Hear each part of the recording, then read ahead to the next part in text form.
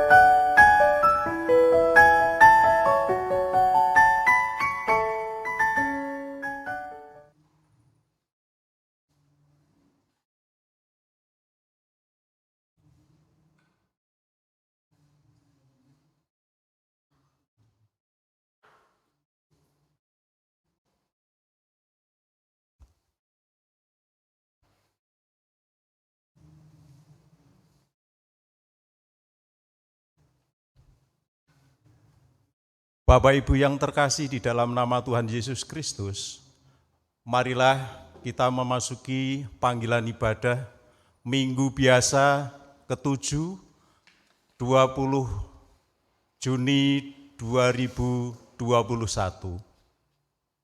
Takut adalah hal yang manusiawi dan lumrah dalam hidup kita. Takut punya segi baik, tatkala ada pertimbangan untuk melakukan hal baik atau buruk. Misal, takut pada Tuhan walau tidak ada seorang pun yang mengetahui perbuatannya. Takut seperti ini tetap kita perlukan. Dan takut itu biasa, dan takut itu bisa bermakna negatif, misal takut akan penderitaan, gagal, sakit, takut menjadikan kita cemas berlebihan saat menghadapi bayang-bayang penderitaan, kegagalan, dan sakit penyakit. Bukankah hal yang biasa dan semua orang mengalami sakit penyakit, kegagalan dan penderitaan, dan tiada manusia pun di bumi ini yang terluput? Ketika takut mengubah manusia penuh kecemasan dan khawatir yang berlebihan ini, tandanya ada hal yang tak beres di hidup kita. Marilah berharap pada Tuhan melalui ibadah Minggu Biasa ke-7 ini dengan kita bersama memuji nama Tuhan di dalam Kidung Jemaat nomor 30A 1 dan 2. Angin ribut menyerang.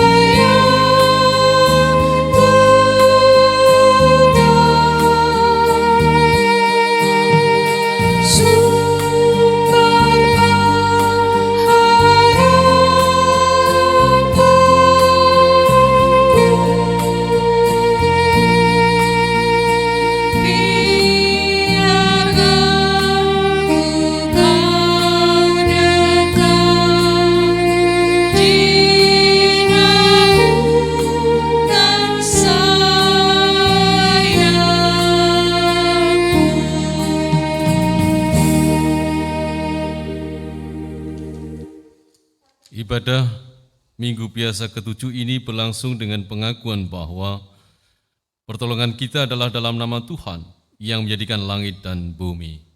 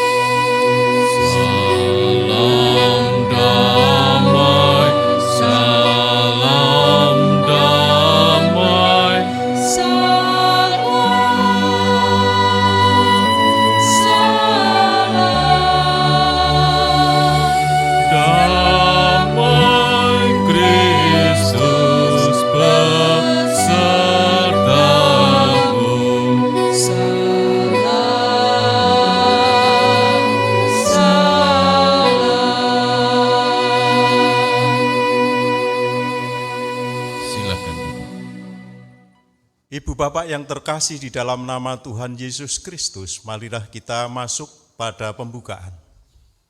Sering kita menganggap buruk, takut, bahwa mengidentikan orang yang takut tidak beriman. Justru perasaan takut itu muncul pertama kali di Eden saat mereka mengetahui bahwa mereka telanjang. Karena ketelanjangan itu mereka takut ditemui oleh Tuhan. Takut akan Tuhan adalah hal positif yang terus mengajak kita untuk memperbaiki hati, karena siapapun tidak akan tahu isi hati kita kecuali Tuhan. Kita membaca di dalam Kejadian bab 3 ayat 10 yang demikian. Ia menjawab, ketika aku mendengar bahwa engkau ada dalam taman ini, aku menjadi takut karena aku telanjang. Sebab itu aku bersembunyi. Mari kita awali kita terus mencari dan mendengar suaranya supaya hati kita makin dibersihkan. Mari kita bersama memuji nama Tuhan di dalam Kidung Jemaat nomor 33, bait 1 dan 2, suaramu ku dengar.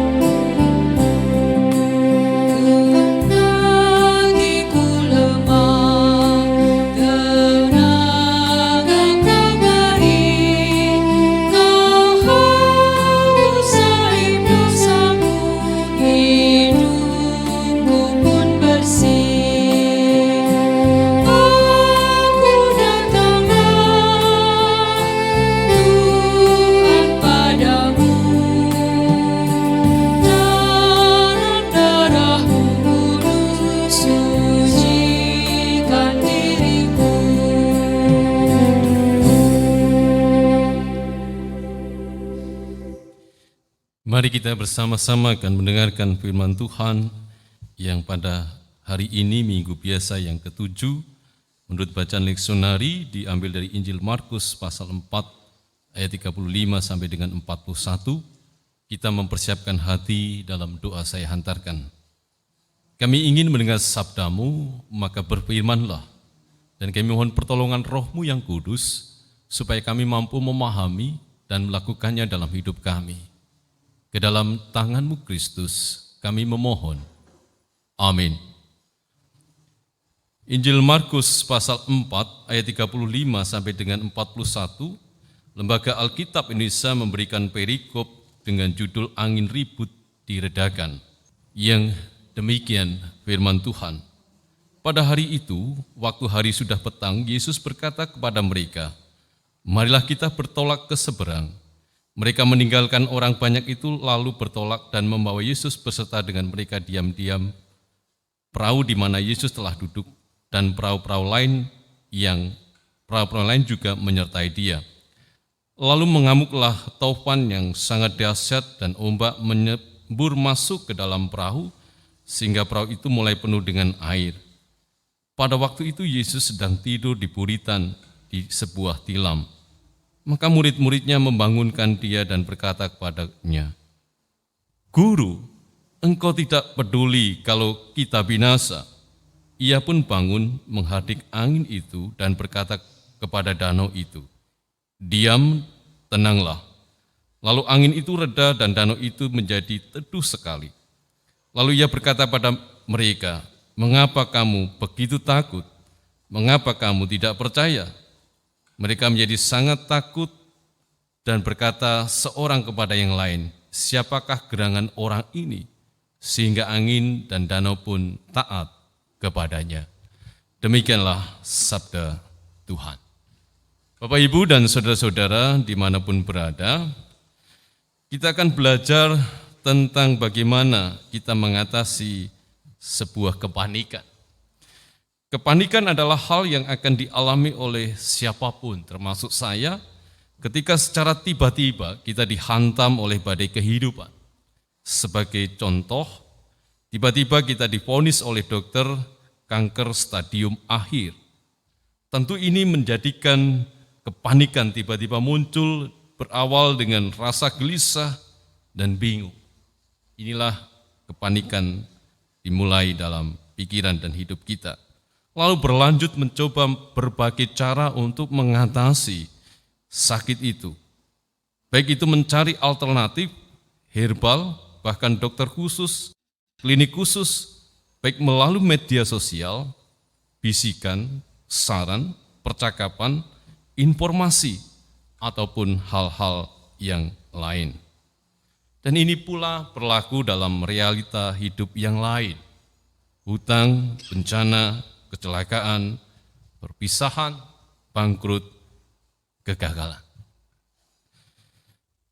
Lalu bagaimana kita belajar dari kisah angin ribut yang diredakan, di mana kita belajar untuk mencoba mengelola takut yang dimulai dari rasa panik. Kita belajar dari ayat 39, di sana dikatakan diam dan tenanglah. Hal pertama ketika kita dihantam oleh badai, jangan, kalau panik itu biasanya mendadak ya, jadi tanpa kita pikirkan, tanpa kita rasakan atau kita antan-antan, tiba-tiba panik itu sudah menghantui kita dan menghantam kita. Nah, kita perlu diam sejenak, berhenti sejenak, termasuk pikiran kita. Ini yang paling susah. Mendiamkan pikiran kita, karena pikiran kita akan melayang mencari sebab akibat. Kenapa saya bisa menjadi sakit dan kanker stadium akhir? Lalu akibatnya apa? Kemudian mencari jalan keluar. Karena dengan diam, kita berhenti untuk panik, dan kita kembali kepada akal sehat kita. Bahwa ternyata siapapun bisa mengalami sakit. Siapapun bisa mengalami bencana, dan siapapun bisa mengalami kegagalan, termasuk saya, termasuk kita. Di dalam diam kita bisa melihat dengan jelas dan jernih apa sebenarnya persoalan yang tengah terjadi. Apa inti dari hal yang telah menimpa kita. Mengapa badai itu menghantam kita. Dan problem yang terus-menerus menerpa kita. Kemudian kita diminta tenangkanlah. Kita perlu menenangkan hati kita, mengambil nafas sejenak untuk melihat kembali tentang tangan Tuhan yang ada di sekitar kita.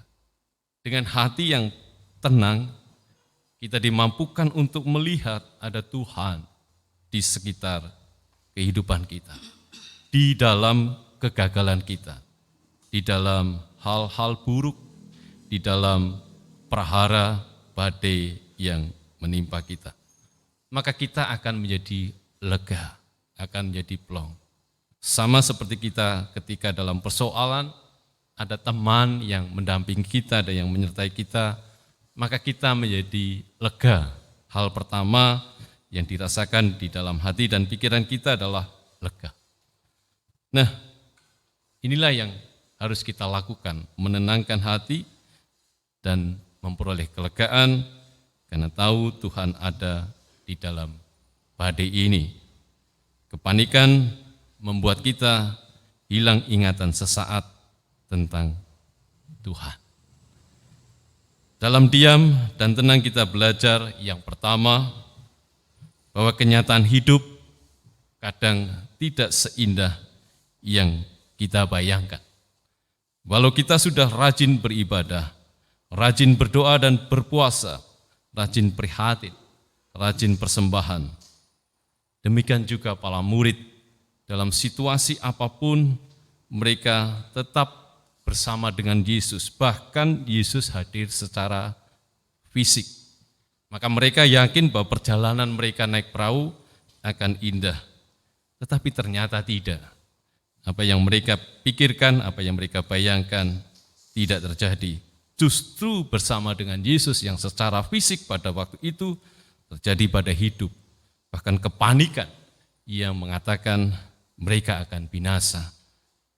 Kemalangan, penderitaan, sakit, gagal itu tidak punya mata untuk mengetahui apakah kita orang beriman atau tidak, apakah kita orang baik atau orang jahat. Maka yang terus kita lakukan adalah bersandarlah kepadanya secara terus menerus. Kita belajar bahwa para murid itu bersama Yesus yang hadir secara fisik dengan mereka. Apalagi kita yang tidak tahu kehadiran Tuhan. Dan kehadiran Tuhan itu dapat kita rasakan melalui hati yang tenang. Yang kedua, ada pertanyaan yang dilontarkan oleh Yesus kepada para muridnya. Mengapa kamu begitu takut? Mengapa kamu tidak percaya? Pertanyaan ini menuntun kita untuk tidak melarikan diri dari kenyataan yang kita hadapi, untuk tidak gampang menyerah, untuk tidak gampang mencari jawaban atau penyelesaian secara instan. Takut boleh, tapi jangan begitu-begitu amat. Apa sih dasar takut kita? Para murid sudah berani berlayar ke danau, tentunya badai bisa datang kapan saja.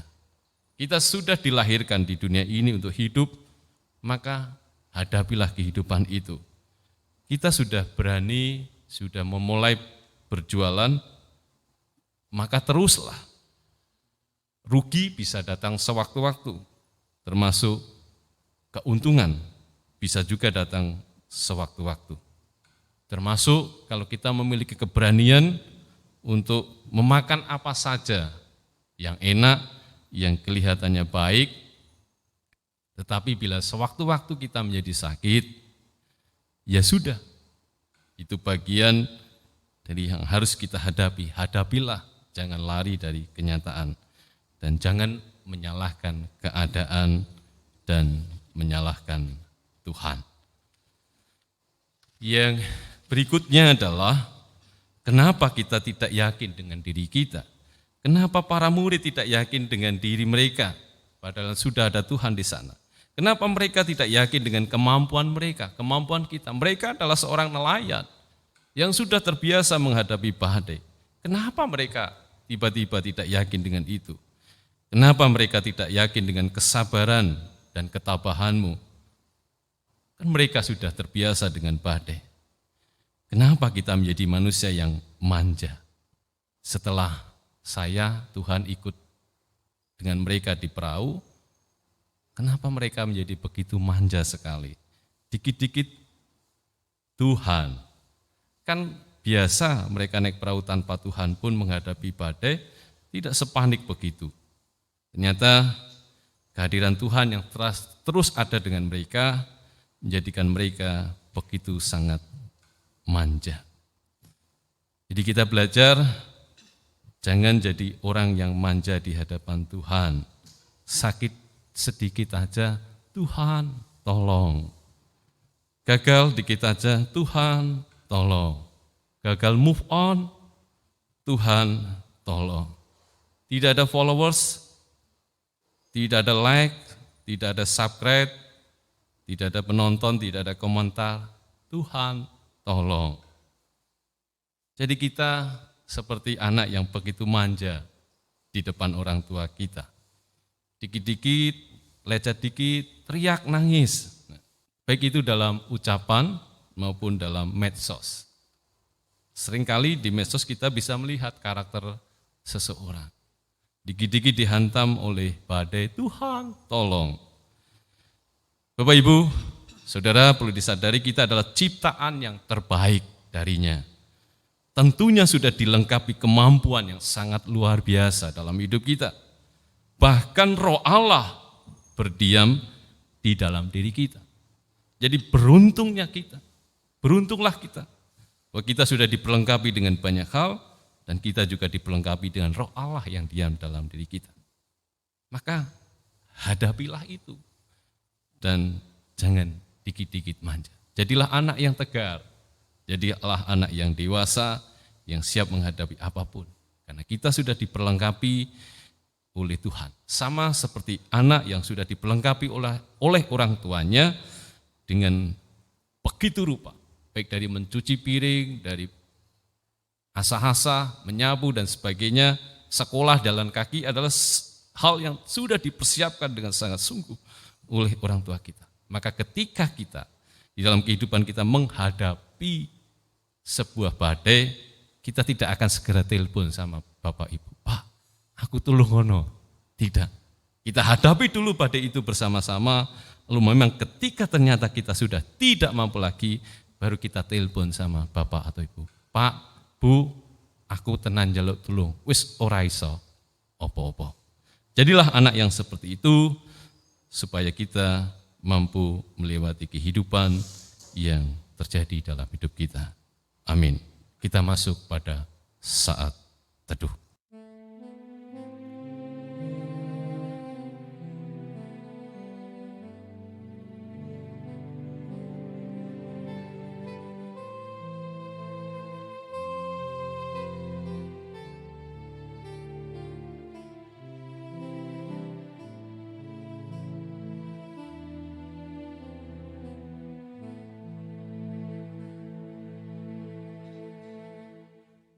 Mari kita berdoa. Kami baru menyadari setelah kami dewasa, kenapa orang tua kami begitu keras mendidik kami, dan seolah-olah sangat kejam, sangat tidak peduli. Jalan kaki ke sekolah, harus memakai apa adanya, baik sepatu atau pakaian. Kadang kami malu dengan teman-teman kami yang punya baju baru, sepatu baru. Kami pulang dari sekolah harus mencuci piring, mencuci baju dan sebagainya. Ternyata hal inilah yang menolong kami ketika dewasa untuk tegar menghadapi kerasnya kehidupan, untuk tidak sedikit-dikit minta tolong sama orang tua kami. Kami bersyukur Engkau juga sudah mengajar kami melalui terpaan badai supaya kami menjadi kuat. Ketika kami dihantam sakit supaya kami menjadi tegar. Ketika kami dihantam persoalan hidup, persoalan rumah tangga, supaya kami bersabar. Justru dengan itu, kami menjadi manusia yang dewasa. Termasuk pandemi yang menghantam dunia pada saat ini. Ini akan menolong kami untuk menjadi manusia yang dewasa, yang tegar, siap untuk berhadapan dengan hal buruk apapun yang terjadi dalam hidup kami, dan belajar untuk mengasihi sesama kami. Menghargai mereka yang begitu rentan oleh pandemi 19 ini. Ajar kami untuk tidak menjadi anak yang manja di hadapan orang tua kami dan di hadapan Engkau. Terima kasih Tuhan, berkati setiap kehidupan kami di saat badai menghantam hidup kami, di saat terpaan angin yang sangat lembut membuat kami terlena, menjadi lupa akan kehidupan kami yang sesungguhnya. Terima kasih berkati setiap pribadi, berkati setiap keluarga, berkati setiap jemaat, berkati setiap masyarakat, setiap kehidupan komunitas yang ada dan yang berbeda dengan kami, dan berkati juga pemerintah dan bangsa kami. Di dalam Kristus sempurnakanlah doa ini dan ambillah kami. Terima kasih ya Tuhan. Amin.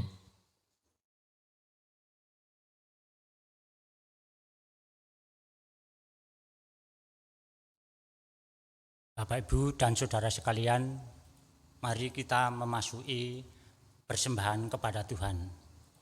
Kita dasari persembahan kita dengan firman Tuhan, Mazmur 64, baik yang ke-9. Maka semua orang takut dan memberitakan perbuatan Allah dan mengakui pekerjaannya. Marilah hidup kita takut akan Tuhan menolong kita untuk memberi yang terbaik. Tidak berbohong soal uang, tidak menyalahkan gunakan uang yang bukan haknya, tidak menggunakan uang untuk menghalalkan segalanya dan tidak menjadikan uang sebagai tuan atas hidup kita. Mari kita memberikan persembahan dan menyanyikan kidung jemaat nomor 289 baik ke-1 sampai ke-3. Tuhan pencipta semesta.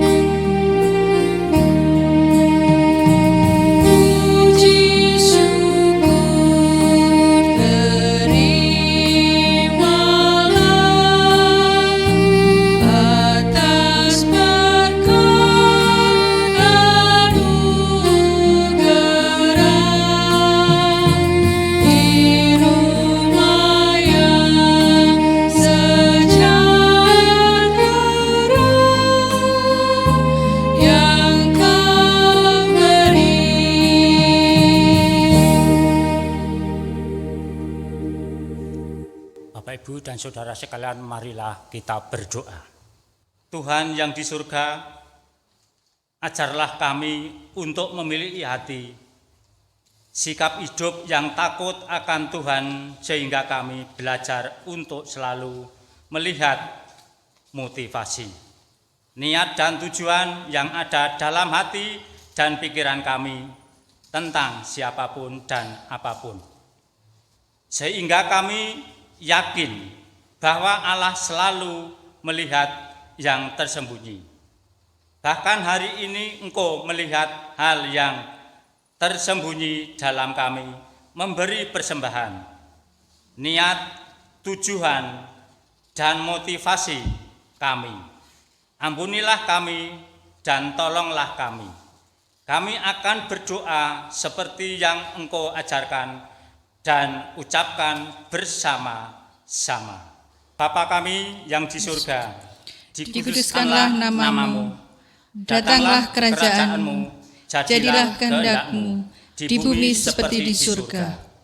Berikanlah kami pada hari ini makanan kami yang secukupnya, dan ampunilah kami akan kesalahan kami, seperti kami juga mengampuni orang yang bersalah kepada kami. Dan janganlah membawa kami ke dalam pencobaan, tetapi lepaskanlah kami daripada yang jahat. Karena Engkaulah yang mempunyai kerajaan dan kuasa dan kemuliaan sampai selama-lamanya. Amin. Amin.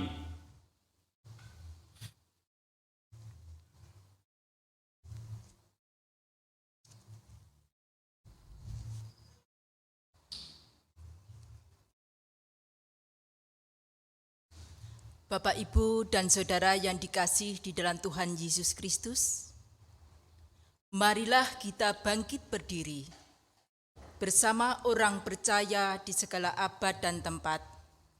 Kita memperbaharui pengakuan iman kita dengan meletakkan tangan kanan di dada sebelah kiri. Mari kita ucapkan bersama.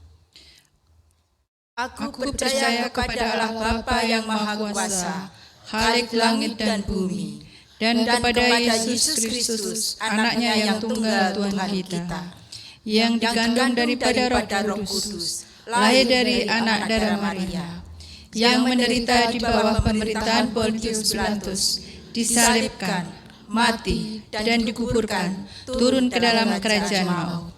Pada hari yang ketiga, bangkit pula antara orang mati, naik di surga, duduk di sebelah kanan Allah Bapa yang Maha Kuasa, dan akan datang dari sana untuk menghakimi orang yang hidup dan yang mati. Aku percaya kepada Roh Kudus, gereja yang kudus dan persekutuan orang kudus, pengampunan dosa, kebangkitan daging, dan hidup yang kekal.